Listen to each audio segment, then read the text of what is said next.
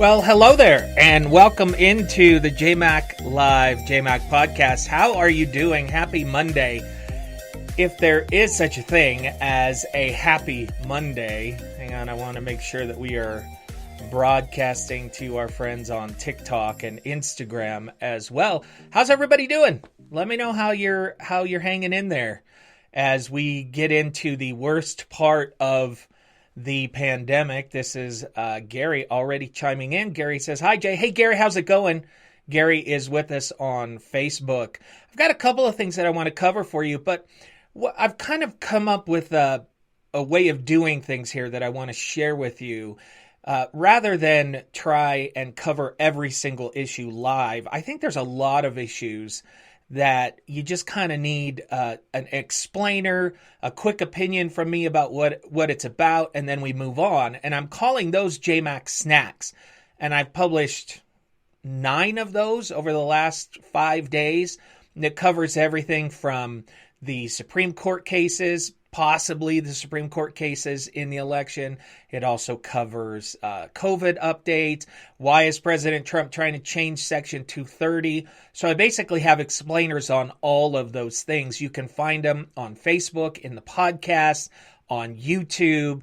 And then what I want to do is I want to use these live broadcasts as an opportunity to get feedback from you on some of these important issues. Gary says, it's definitely a Monday. Well, maybe I can cheer you up a little bit, Gary. Let's commiserate together and, see what we can do. I would love to hear from anybody else who is out there. And hang on, I'm going to make one quick change because I want to be able to see the comments for TikTok. There we go. All right. Okay. Daryl says it's such a scam. Daryl, are you referring to COVID? Is that what you're referring to? You got to be a little bit more specific because we're going to cover some ground today. If you are saying that COVID is a scam, I could not, Daryl, disagree with you more. A scam perpetuated by every country, every medical profession in the country, in the world. Every state government, every local official. Who's perpetuating this scam? Is it the Illuminati? Is it Sasquatch? Hospitals full to the brim. I just really don't know. Daryl says, COVID is real. The narrative is fake. Okay, well, we'll talk about that a little bit today. In fact, we can start out by dispelling a couple of myths before we get to the main question that I have today. And that is, once the vaccine starts rolling, how will we know who's gotten the vaccine? Well, the CDC has a message, and I want to share it with you. Daryl says it's a push to socialize the United States. Stop it, Daryl. Just stop it. So what about Italy, Spain, the UK? What about countries that already have socialized medicine? Have you seen what's going on in the UK? Do you know what's going on in other countries? Are they perpetuating this myth so that we can get socialized medicine? Every country run by conservatives, run by liberals, they are all facing mass infections and mass death. And that's all to perpetuate what? Our healthcare system? You got to think about what you're saying here. It would be one thing if COVID was only spreading in the United States, and if only here we had those numbers of deaths. But it's just not that way. It's just not that way. He says, yep, we have to be brought down to let those who want to take us down can do so. Every scientific research project, every medical professional, every single epidemiologist. Daryl, you're really going to deny all of that? They're all in on the scam? And to destroy the last bastion of freedom? Sorry, Gary, we are not the last bastion of freedom. We're not. and you really believe that other countries, I'm sorry if I'm laughing, but it's a bit much, Daryl. Other countries are going to shut down their economies and and shut down their entire countries to go after us. It's a bit much. Daryl believes they're working in unison. Daryl, there's just no evidence to support that. All the evidence points to this being a real pandemic. Even President Trump, who downplayed, has said millions would have died. Is he part of it? He fought for the vaccine. Daryl says it's okay. He's just sick and tired of the BS. Daryl, you can make claims like the media is overplaying this because they want to destroy Trump and his legacy. Okay, that's a discussion that we can have. But every state government, Democrat or conservative, every state. And the other thing that I would suggest that you look at is the most important number for me out there is the excess deaths number. Okay? I want you to think about this number for a minute, okay, Gary? Because we've been locked down, there are fewer deaths in regards to many of the areas where there are normal deaths. So car accidents, drunk driving, workplace accidents, even health-related deaths because people aren't exercising, so they're not having heart attacks. So, and there are a couple of areas where the death rate is up. Suicides, the murder rate is up. So you look at the amount of deaths that we've gone down, and then you add the small amount that we've gone up from suicides and murders, we should be pretty close to either even with the projected and the average for the last few years, or we should even be a little bit below it. But we're not. This is the CDC right here. I want you to read that top graphic if you can see it. From late January to early October, the U.S. had 299,000 more deaths than the typical number during the same period in previous years. We have a mysterious 300,000 increase in COVID deaths this year. And you know what? We're not the only ones. This is happening in every country that is facing COVID. They all have an excess death. Now, this isn't looking at COVID classifications. So you could say, oh, the hospitals are saying they died of COVID when they really died of a heart attack. None of that is included in this figure. This is just telling you that our projected death rate, according to the 3-year average that we just went through, we have 300,000 more deaths. Where did they come from?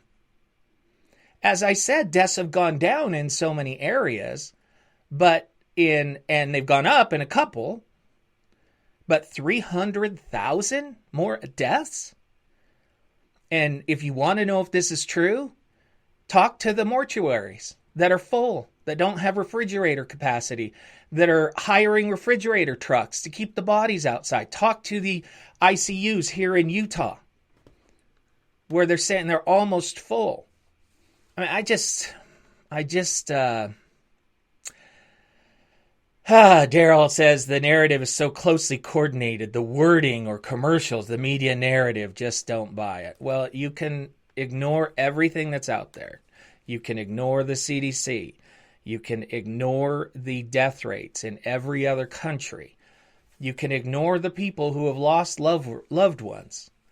That's not the route I'm going to choose. But you have a choice, obviously, and you can follow that route. Another thing that I keep hearing is people spouting that the death rate is only 0.003%. The survival rate is 97.97%. Have you heard that number? Have you spread that number? That number is not true either. Since we're dispelling myths here, let's go back to the CDC and do some math here. If you take a look at the number here, COVID, do you take the total deaths, 280,000, and by the way, they're now projecting that by the springtime, we're going to be up to 500,000. So it's going to double on our current course. So take the number of deaths, 280,000 deaths, divide it by the number of total cases. What do you get? I'll tell you, you don't have to get out your phones. You get 0.019, which is 2%. The death rate is 2%. And if every American got this thing, 6.5 million people would die. So that's according to the CDC's number. So when you hear people talk about that other number, they're comparing the number of deaths to the total population. And that's just a ridiculous way of looking at a virus. Because a virus could kill half the people, but it's only active right now in New York. And so you compare it to the national death rate and you say, oh, it's only this number. The only thing that matters is how contagious is it? And how many people does it kill after they've got it? And by the way, that death rate, unfortunately, is going to go up if our hospital capacity is full. Because that death rate factors in the number of people who are treated and released. So they're saved by respirators, ventilators. They're saved by care. And if they suddenly can't get that care, then the death rate is going to go up. Daryl, now you're sharing misinformation about SARS and death rates. You need to go back and check your numbers, okay? Anyway, let's move on to what I wanted to talk about. We got sidetracked up front, but I was ready for it. Okay. And Daryl, we can continue the discussion in the comments. I'll gladly switch. I'll gladly swap numbers back and forth with you. All right. Here's the question, though. Okay, the vaccine is coming out. All right. I'm excited. The vaccine is coming out. I did a JayMac snack on the vaccine and how it works. Go back and look at it. It's on the Facebook, the podcast, YouTube. Go back and look at it because I talk about how this is the first of its kind vaccine, at least the Pfizer vaccine. I also talk about how they don't know if you can still be contagious after you get the vaccine because they haven't tested that. So that's something to look at. But here's the question.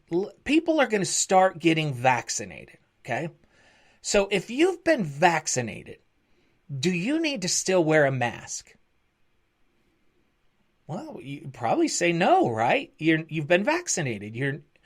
You're not a carrier anymore.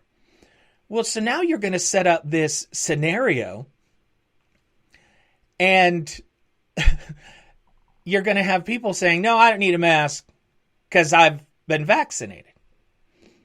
And in fact, this from ABC News, the Centers for Disease Control and Prevention is planning to offer healthcare providers a template they could use to print buttons or stickers that would advertise a person's vaccination status. So this would be like the I voted sticker, right?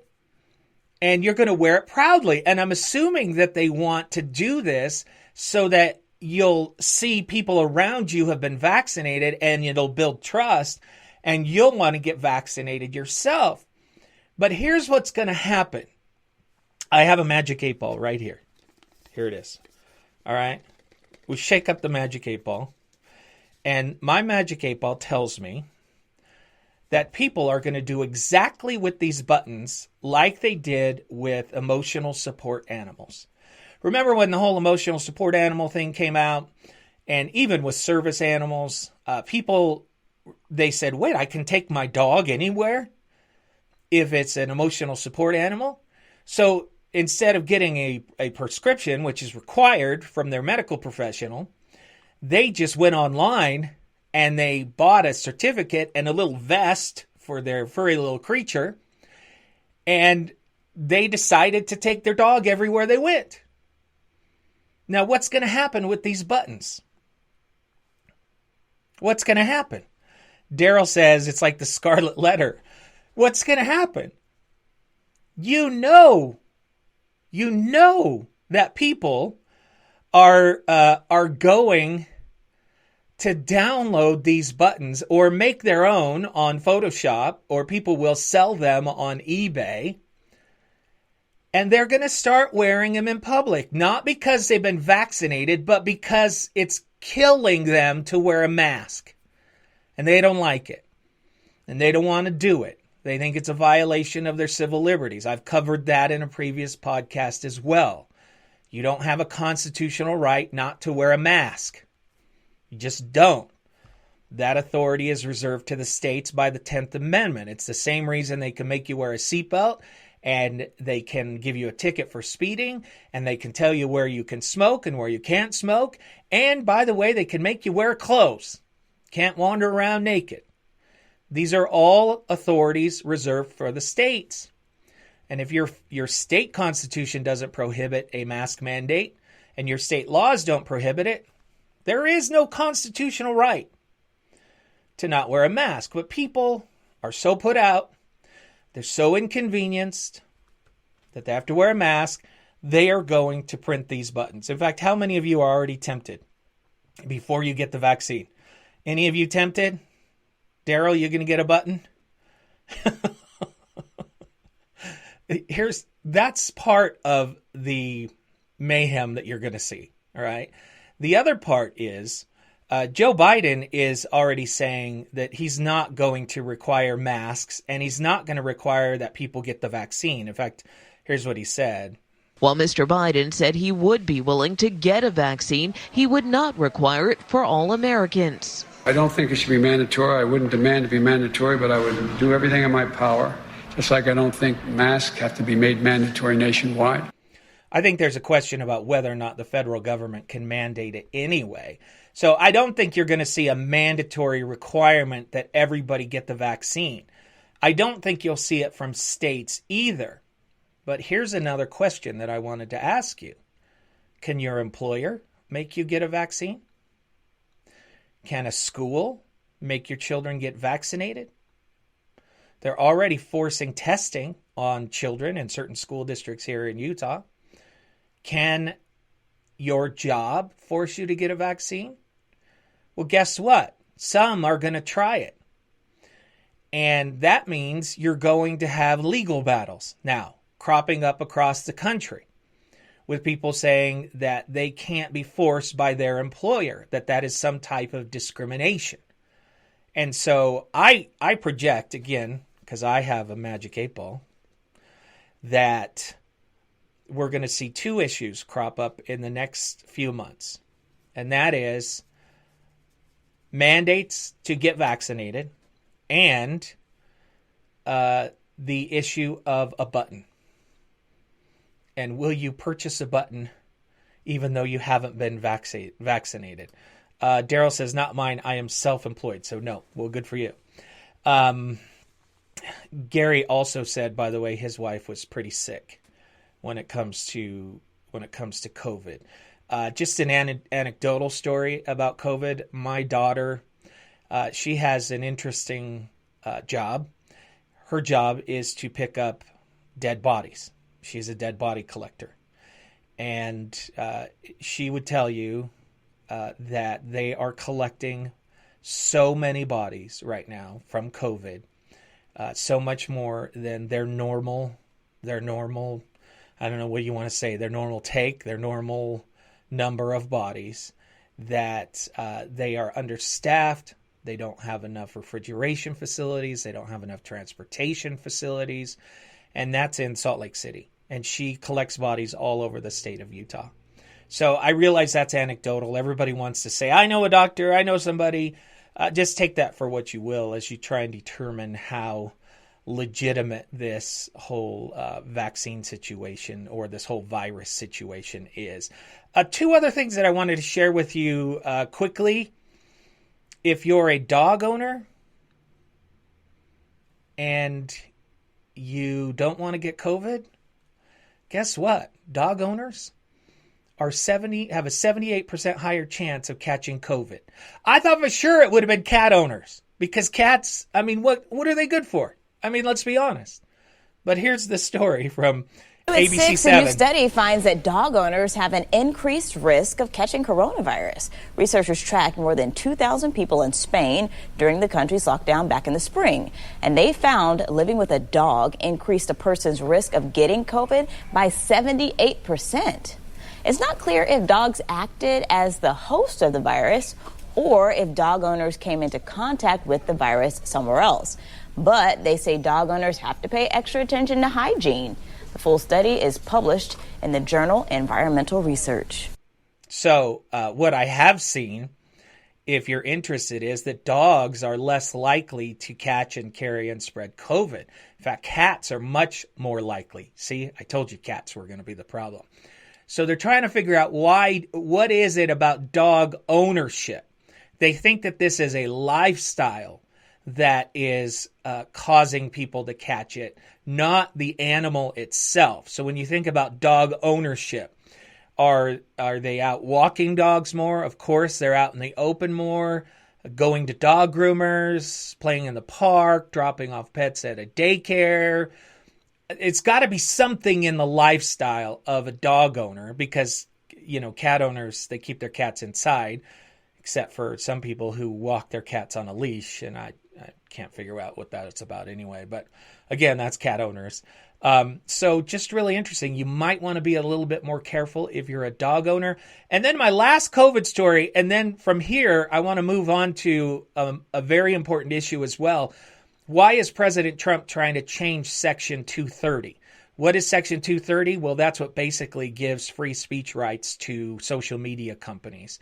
And he's actually holding up, or was holding up, I haven't seen anything new on it today, defense spending so that he can get the changes he wants to Section 230. I did a JayMac snack on this with a deep dive to share with you everything. What is 230? Where does it come from?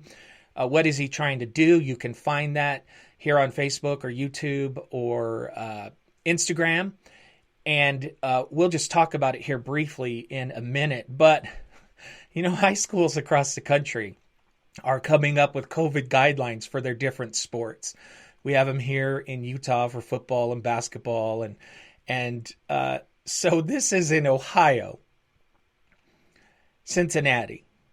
The Ohio High School Athletic Association has been coming up and announcing their COVID guidelines for each sport. And they just released their COVID guidelines for wrestling. Did you hear this? Okay. Here's how. I'm already laughing. Here's how it will work in wrestling, high school wrestling, so that the wrestlers don't catch or spread COVID. Okay? Quote, student athletes are permitted to wrestle, but must refrain from handshakes before and after the match. Is that hilarious or what? Oh, so you can get down there on the mat and just, wrestling to me is just nasty. I wrestled in junior high. It's just nasty.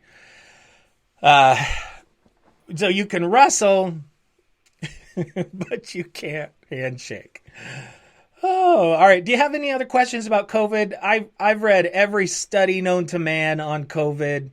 I've looked at all the research. I have a special feed that brings in every study. And by the way, I don't rely on what the media says. As long as I've been in talk radio, what I do is I read the story and then I go back to the source. And I have curated this news feed list that comes directly from the source. So the study itself, and so I don't have to look at how the media is slanting it or paraphrasing it or whatever.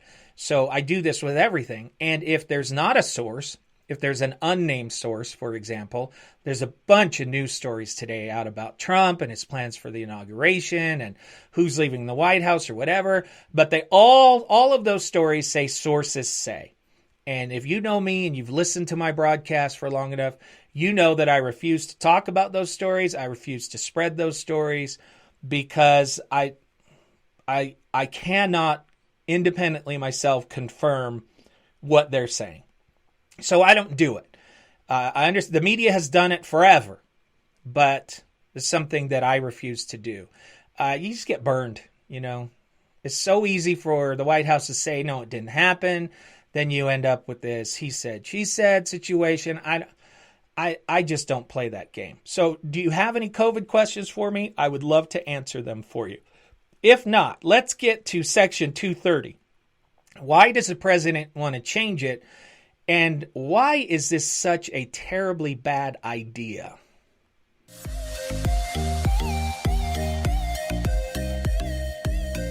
Okay, so Section 230, what is it? Well, this is basically, well, I have a description here of what it is. Here it is. Section 230 is a tiny part of the Communications Decency Act that actually enables free speech on the internet today. The section says that no provider or user of an interactive computer service shall be treated as the publisher or speaker of any information provided by another information content provider. It means that online outlets can host many kinds of content, and they would not be legal owners of the content. That sentence alone allowed the big tech organizations like Wikipedia, Twitter, Facebook, and many more to exist. Now, that is from Learn Liberty on YouTube. I thank them for that content. Key phrase, it's what enables internet companies to have free speech. It protects YouTube, it protects Twitter, it protects Facebook, it protects all of those companies from being held liable for what their users post. Well, what's been happening, as you know, is that President Trump's tweets about the election claims or COVID claims, they're putting a tag on those, questioning the validity of what he said. And in cases where you're not the president of the United States, they're outright taking down those posts and blocking people from putting up those posts. And the president is crying censorship, and a lot of people on the right are crying censorship. And so we're now in a situation where defense spending, it's time to renew that so that we can fund our military. And the president has come out and said he's going to veto any defense spending bill unless there's a remedy to Section 230. Kayleigh McEnany was asked about this last week. Thank you, Kayleigh. Just one more question about Section 230. The Democratic chairman of the House Armed Services Committee, he put out a statement essentially saying that these two things are not related, Section 230 and something as big and important for our national security as the NDAA. So I just want to be clear here, is President Trump seriously considering and talking about vetoing the NDAA over Section 230? Yes, the president is serious about it. And I noted, when you have other world leaders that are making calls for genocide and Twitter not finding that worthy of flagging or blocking. Beyond that, you look at China, who's putting out disinformation. China tweeted out, I believe it was 6 days ago, I think it was November 25th, that COVID-19 did not originate in Wuhan, something that was not deemed worthy of flagging by Twitter. There are real grave concerns here, and the president stands by that. And it also is worth noting that the president will always defend our military, ensure that we get adequate defense funding, as he's gotten $2.9 trillion so far. But he is going to put the pressure on Congress to step up on this. So the president will always defend the military, but he's upholding military spending for something that is not related to military spending in any way, shape, or form. Okay, that's what she says. It sounds to me like he is putting that before military spending. What do you think? Do you think they should change Section 230 and somehow make it fair what they are posting and what they are doing on Twitter and Facebook and even the media in general? Well, I would ask you, what does that look like? How do you possibly create fairness in posts? Do you form some government committee that would have to pre-approve every post or that would take down every post? I mean, this is something that I keep asking people who think that something needs to be done to these businesses that are, quote, censoring. What is going to be done? I mean, to me, there's only one other option that could be implemented. That would be, I don't know if it'd be fair, but it's the only way to pull it off. The only other option is they can't take down anything. You have to allow everything to stand. And you can imagine what happens then and what types of posts and things go out. Now, some of you might be saying, well, that's free speech. Well, my friends, this isn't a free speech issue. The president wants to make it a free speech issue. A lot of his supporters want to make it a free speech issue. This is not a free speech issue. And let me see if I can explain it to you in a way that makes sense. Okay? This is not censorship. In fact, this is a law professor, Eric Goldman. He was on Fox News Now, and they asked him if this is censorship. It's a great question, and it's a good example of how we have to really be precise with our terminology, or else we end up really confusing matters. In my world, censorship is when the government imposes restrictions on free speech. When a private entity restricts speech, whatever that means, that's their editorial discretion. That's why newspapers don't publish every article that's submitted to them. That's why your publication, your broadcast, doesn't publish all the content that someone might submit to you. You decide in your own discretion what's fit for your audience. We call that editorial discretion. And what we've seen is this semantic jujitsu where people try to say that editorial discretion is censoring my speech. It's not the government censoring the speech. It's a private party deciding what's fit for its audience. And the efforts to reform Section 230 to try to either force sites to carry content they don't think is fit for their audience, or to force them to remove content that might be constitutionally protected, that's censorship because the government's compelling it. So did you hear that? A private entity taking down a tweet is not censorship. The government stepping in and mandating what can be taken down, tagged, and posted, that is censorship. So the reality is that the President of the United States is calling for censorship because he doesn't like the way that conservatives are being treated. Now, this is not the right remedy. And to my fellow conservatives, I want you to really think about this, okay? If you're a fan of the Constitution, if you're a fan of capitalism, I want you to think about what the correct remedy here is. It's amazing to me how people love the Constitution, they praise the Constitution until it gets in their way. And then when it's bothersome, like a fly, no, I'm not getting what I want here. Then they call for just the opposite. And that's what's happening here. The president doesn't like the way he's being treated. And so he wants to create change using the federal government. That's not what conservatives believe in.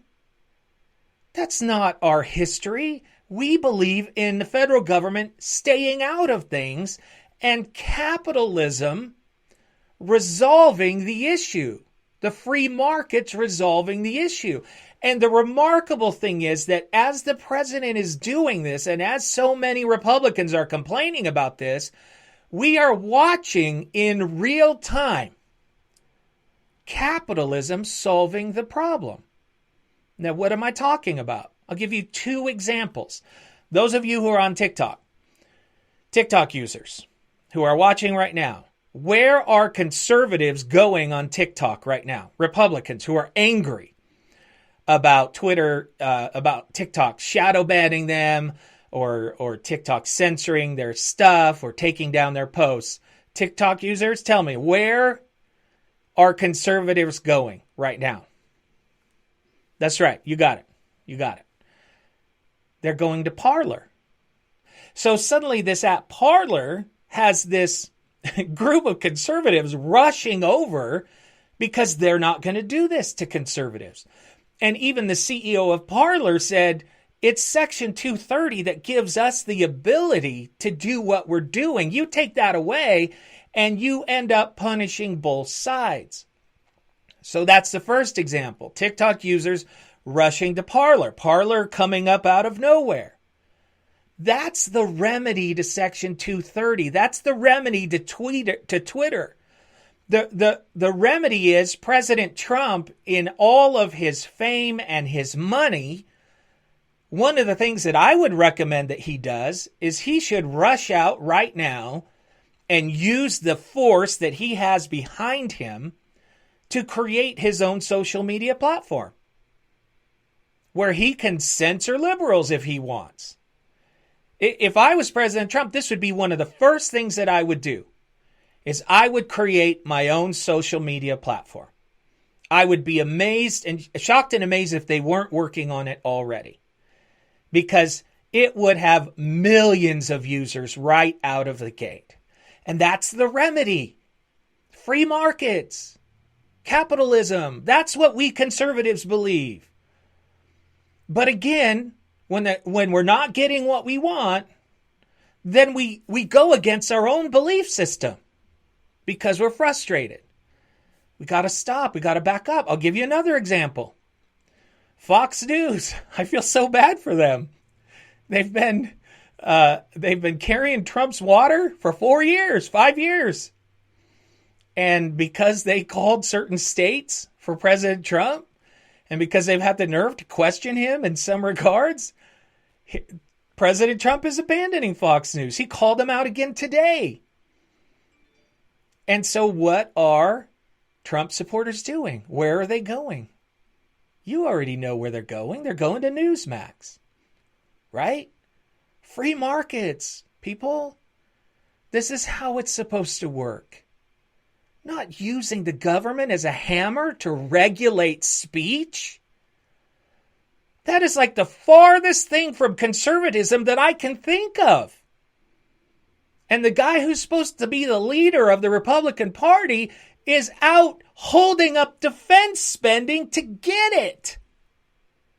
Think about that. In many ways, Republicans, we have forgotten who we are and what we really believe. And President Trump is not the only one calling for this. Mike Lee in the state of Utah, senator, calling for this. This is an opportunity for conservatives to get a foothold in social media. Go out and start your own, President Trump. Go out and start your own TV network. You'll have millions of followers from day one. That is the remedy that our Constitution and that capitalism and free markets provide. Does anyone disagree with me on that? I would love to hear your opinion. Do you think that Section 230 should be changed? And you know what happens when a network like Fox or CNN or somebody else sees millions of people abandon their base? They have to rethink what they're doing. Now, will they change in the long run? Probably not. Do I like the idea that people are leaving Fox because they want a network that never, ever, ever, ever challenges Donald J. Trump, and they call that everything but fake news? No, I don't think that that's good or healthy. But that's the remedy. That's the remedy, my friends. So think about it, please, before you support this president in his attempts to censor and use government control. Conservatives, this is not who we are. We want capitalism and free markets, fair markets, to remedy this. Think about it. Really, think about it. And share this message with everybody that you know before this president somehow stumbles into ruining it for everybody. By trying to censor one group, you're going to censor all of them. Hey, that's all I had for you today. Please take a minute. I've got 2 new QR codes up on the screen right now. The one on my left, I'm not sure how this appears on the screen, is for you to make a monthly donation, become a patron, $5 or more a month. The one on the right is for a one-time donation. You can just pause this, take a picture of it with your camera, click on the button that comes up, and you'll go right to the page. This will help me bring better quality and more broadcasts to you more often, answering the important issues of the day with fearless honesty. And as you can see, our broadcast quality has been getting better and better. I think I've got the visual to where I want it. I'm now working on soundproofing and getting rid of the echoes because I am in a room in my house and it's all walls. And of course it's all walls. It's a room, JayMac. It's all reflective walls, reflective sound. So I'm working on that next. I need your help. So please help me out. Scan either one of those QR codes and check out all of the JayMac snacks that I've been publishing. They will answer so many of the most important issues of the day. If you want to know what just happened with DACA, if you want to know what's going on with the legalization of marijuana, the House passing a bill legalizing marijuana. Will that go through the Senate? How will that affect the states? If you want to know more about Section 230, if you want to know more about COVID and whether or not you still have immunity to COVID after you get the vaccine, I have a JayMac snack for all of those on Facebook, on YouTube, on Instagram, on Patreon. I'd love for you to check them out. And I'm always watching in the comments. If you have ideas, questions that you want me to answer, I would love to do that as well. Thank you so much for joining me. I hope you have a wonderful Monday. Maybe we've cheered you up a little bit. I don't know.